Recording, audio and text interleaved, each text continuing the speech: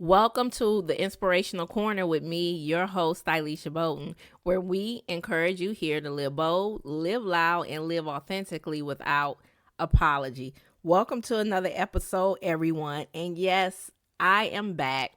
If this is your first time listening in to the Inspirational Corner, I'm encouraging you to hit the subscribe button on my YouTube channel so you will not miss out on any new podcast episodes. And so with that said, let's get into today's episode. Today, I wanted to talk about the lost art of hobbies. I think it's important that we institute hobbies back into our lives.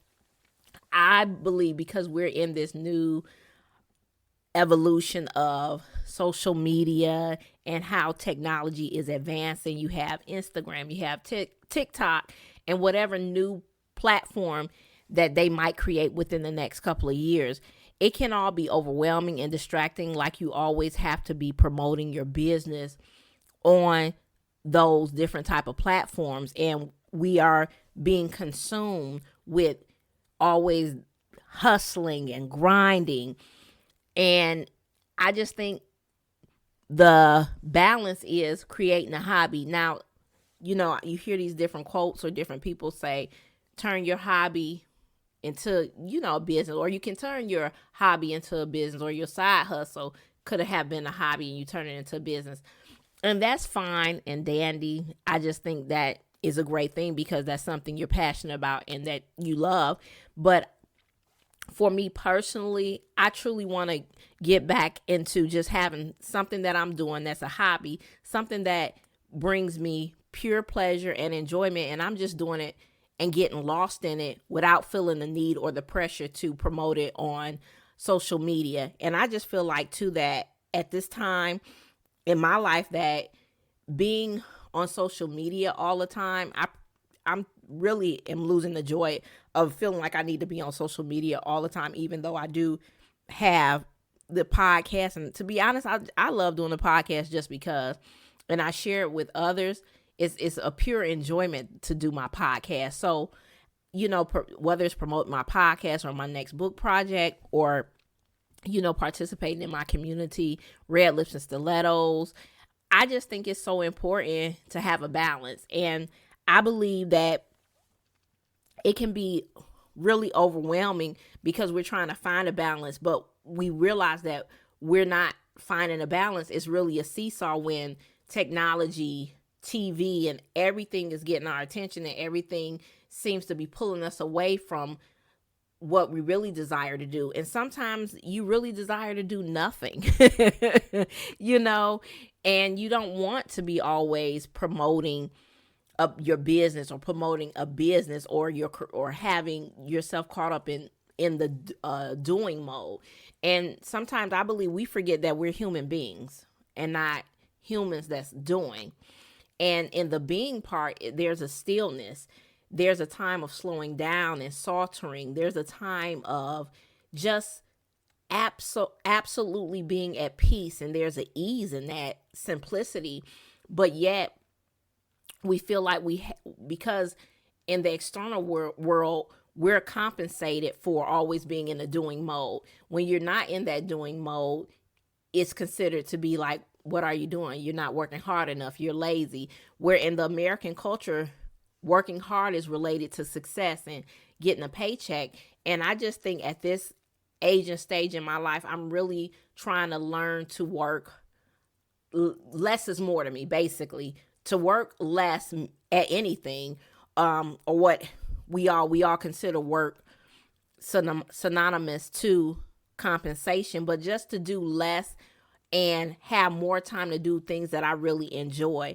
Because at this point in my life, being in the military and working hard all the time, and that being the concept in my life, I always got to work to produce. And now, at this time in my life, just changing that narrative. And I feel like in order for me to not keep on going into this cycle of burnout, exhaustion, and being tired and always needing to run away to get that rejuvenation, just to come back and really getting back into that exhaustion and my energy being depleted, I really have to make some changes because I really want to balance. And so I thought to myself today, you know what? I think I need to create a list of my hobbies. I think that's going to help me get back to a life of simplicity, of ease, and just the delight of doing things that I really love or and really have a joy of doing. So because I believe that it's important to make a list of your hobbies because it will kind of separate the business aspect. I feel like for me, on my own personal level, that business ventures and hobbies have kind of intertwined, and there's like a blurred line, like what is my hobbies and what businesses I want. Right now, like I'm taking what interior design school. But do I want it to really be a business, or am I just doing this for personal fulfillment? And I think there's nothing wrong with doing things for personal fulfillment. Like some people, when they write a book, it's not even about them wanting to promote it and be an author and do this book signings and because we still in the age of coronavirus or pandemic, this virtual book tours. A lot of people, they don't want to do that, or create their own publishing company and self-publish and all that. They just want to write a book just to say they wrote a book. And I just think those type of things that bring you pleasure, enjoyment, and just personal fulfillment is important.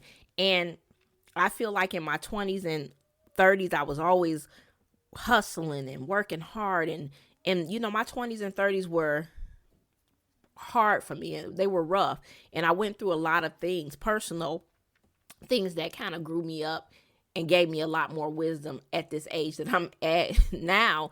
And I just think that when we start to really slow down and get into the being part and have a balance with the doing, we will understand that life is a lot more fun. And getting back into fun and enjoyment is truly important to me. And I want to create an artful life. I want to create a life that's really art, living artfully. That's what I call it for me, having an artful lifestyle.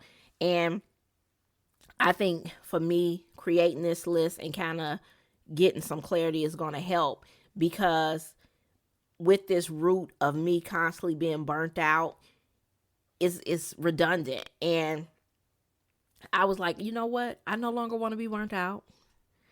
I want to embrace the joy of having hobbies just for my pure pleasure, and just to say, you know what? I am so focused in spending this time reading. That's one of my hobbies, I know for sure. Or watching a whole bunch of fashion YouTube videos on, that's enjoyment for me. And I don't feel like I need to be always on social media anymore. And I know too, for me, as I am growing and really constantly trying to make effective, enjoyable changes, the key word for me is enjoyable changes in my life, I realized taking naps is a hobby for me, because anybody that know me, I never take naps. I stay up late, and I just feel like how much it was affecting my sleep and everything. And I was like, you know what? The art of a nap is important to me now. And that's my hobby. Not always feeling like I need to be accessible to family or friends and not answering my phone or answering a text. That's okay too. And it's starting to help me reevaluate the life that I want to create.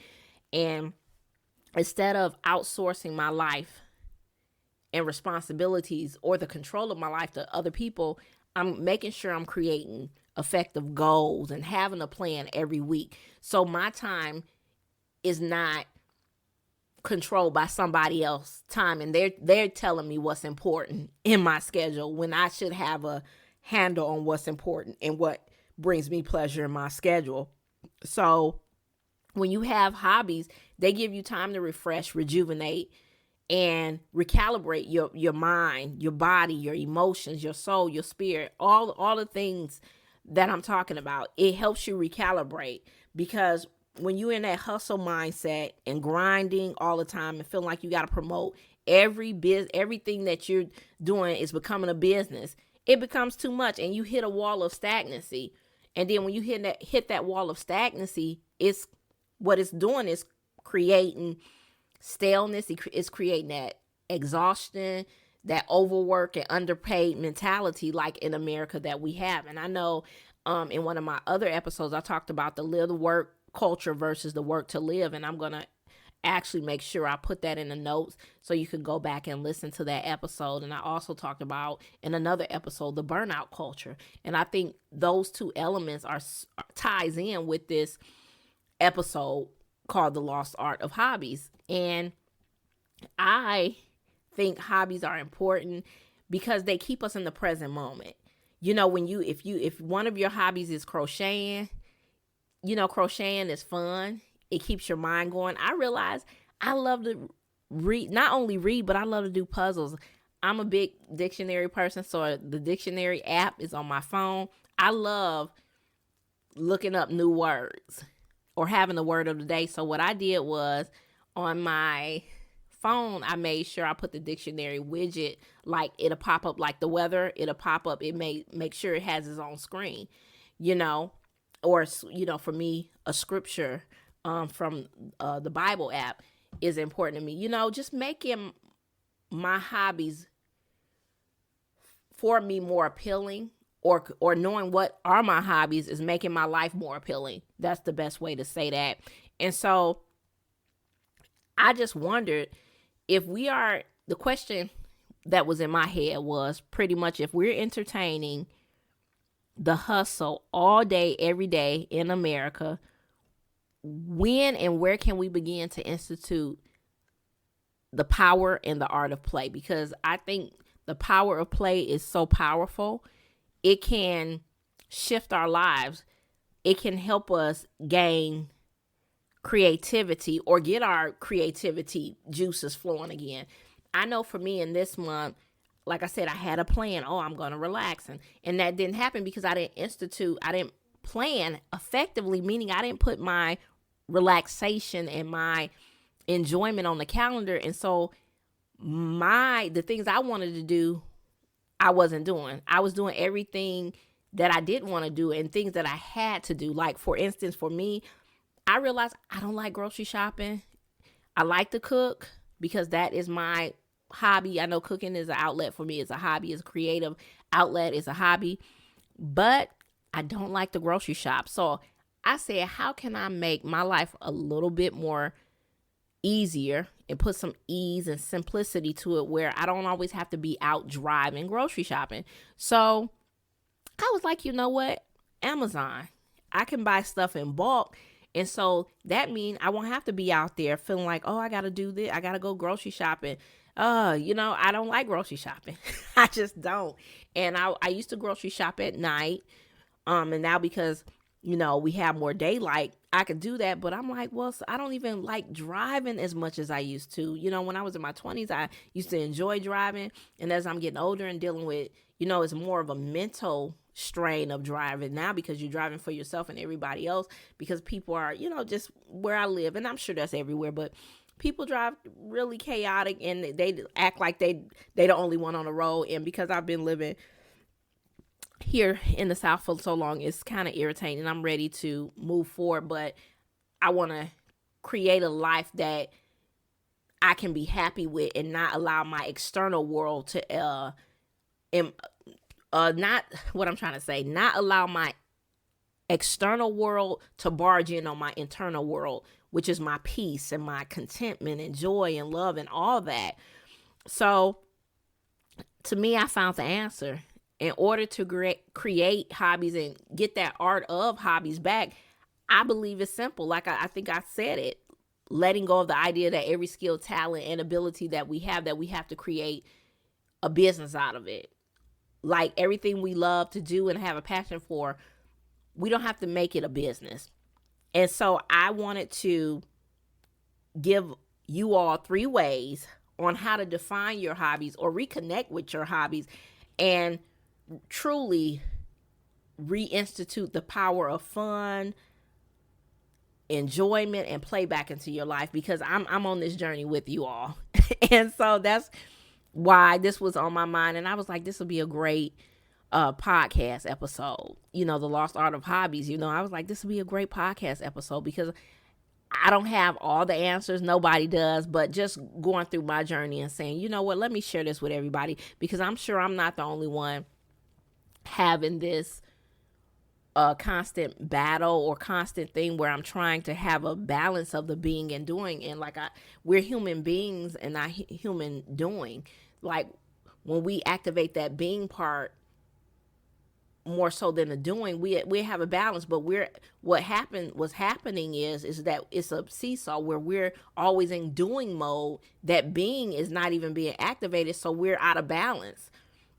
Mentally, emotionally, physically, spiritually, every aspect of our lives, emotionally, we just out of balance, period.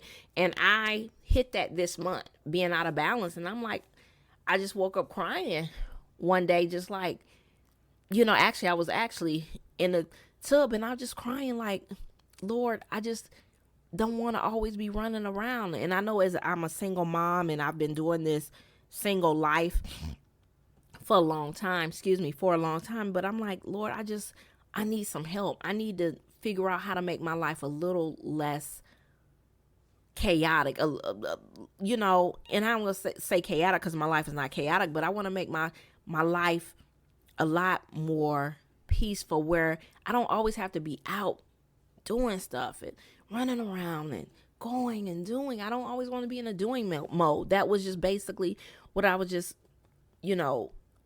crying out to God, like, Lord, I don't always want to be in a doing mode. How, Lord, give me the keys, show me the direction and the plan on how can I make my life a little bit more easier, with a lot more ease and simplicity. What can I do?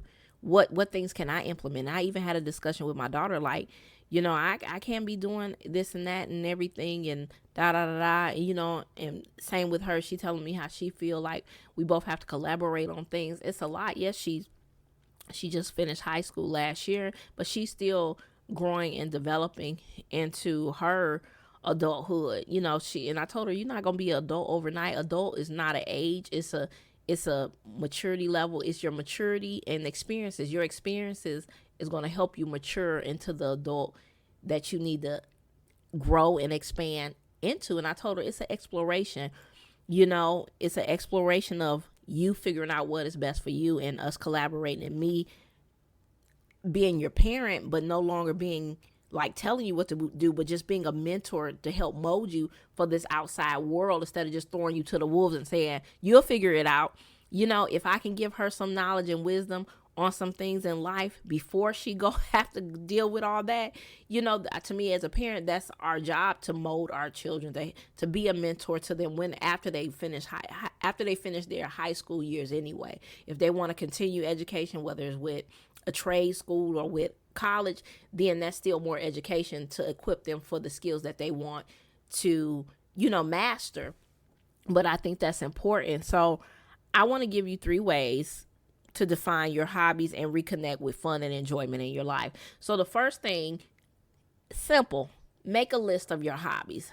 If you start making a list of your hobbies, I think that's going to help you gain clarity on what really is a hobby to you, because we might all define a hobby. What's fun for somebody else may not be fun for another person.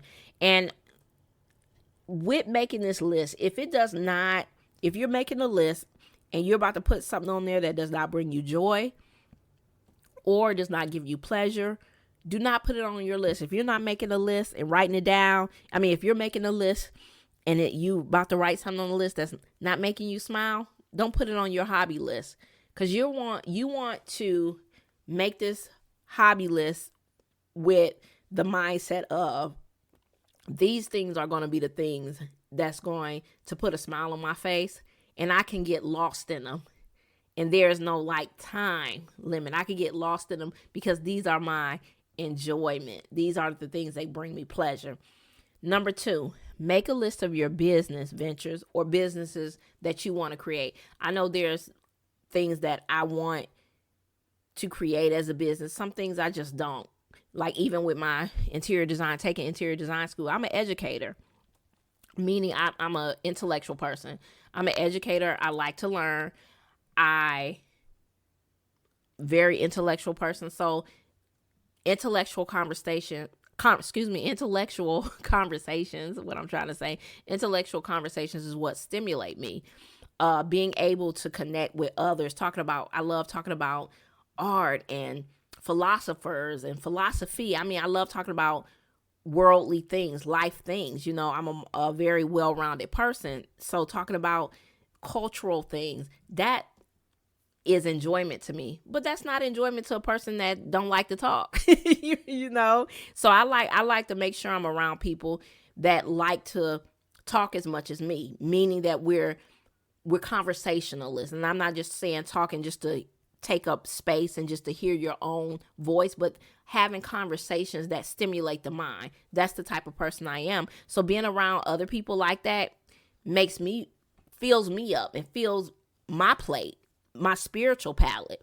And that's important to me. So that don't mean I want to be a speaker per se. I want to create a business like that, or maybe I do. So I think it's important when you make this list for your business ventures or businesses that you want to create, then make sure that when you start the list for the businesses that you want to create or the businesses that you already have, make sure you feel excited about writing that business on your list, or that you feel like it's going to be for you to fulfill that purpose in that business. Because if it's not making you happy, if you're not getting excited about it when you put it on your list, I can't talk today. What is going on? If you're not excited when you put it on your list, don't put it on your list, because it's going to defeat the whole purpose of the list. For number 2, last one, number 3. Pick one hobby you can incorporate into your life on a weekly or daily basis. I think when you start to incorporate a hobby or add your pleasures or the things that you enjoy into a daily and weekly routine and on a daily and weekly basis, then it will really stimulate your creativity. It will help your creativity, and your creativity juices, what I'm trying to say, will flow. And I think that's important, because I'm all about what I think I said this already, about living the artful lifestyle, having an artful lifestyle. You may wonder, what is that? Maybe I'll do a podcast on it. I think living artfully is important. I think I've learned this more so when I was living in a different country, living overseas. It really taught me how to live artfully, to take bits and pieces of life and other people's cultures and ideas and thoughts and formulate my own thought pattern about how I want my life to be. We all have our own blank canvas. It's up to us to add those different elements of color, of personalities and enjoyment into our life, because at the end of the day, we're the architect. We're creating a masterpiece to our lives, and we're co-creating. God has given us the keys to co-create our lives, to be that architect and build a life that we enjoy, instead of not building a life that we want to participate in and building a life, instead running away from a life that we have, because we all have one life, but it's up to us to live multiple versions of this one life. So I think that's important. And with this said, I hope you enjoyed this podcast episode. I really, truly had this idea in my head, the lost art of hobbies, and how hobbies are an important factor of our time of rejuvenation, refreshment, and creativity. And I think it was important for me to do this podcast, because I'm sure I'm not alone. That exhaustion and burnout, it'll sneak up on you, and you like, oh my God, how did this happen? And I just think it's important to have that balance and remember that you're a human being, not a human doing, and that we're all trying to create a life that's a little bit more pleasurable, more exciting, and there's more fulfillment. But I don't want to find that I have to go outside of myself and get into the external dysfunctions in order to fulfill those voids in my life. I want to start going more within myself and saying, you know what? Everything I have is within. So with that said, I hope you all have a beautiful week and that this week is fruitful for you and that you take the time to step back, give yourself the love, the peace that you need, and choose yourself each and every day. And just take this time to, write down your hobbies. Figure out how you want your life to look, because with that, it'll change your life forever. Until then, everyone, have a beautiful week. And here at the Inspirational Corner podcast, we always encourage you to live bold, live loud, and live authentically without apology, everyone. Have a beautiful, blessed week.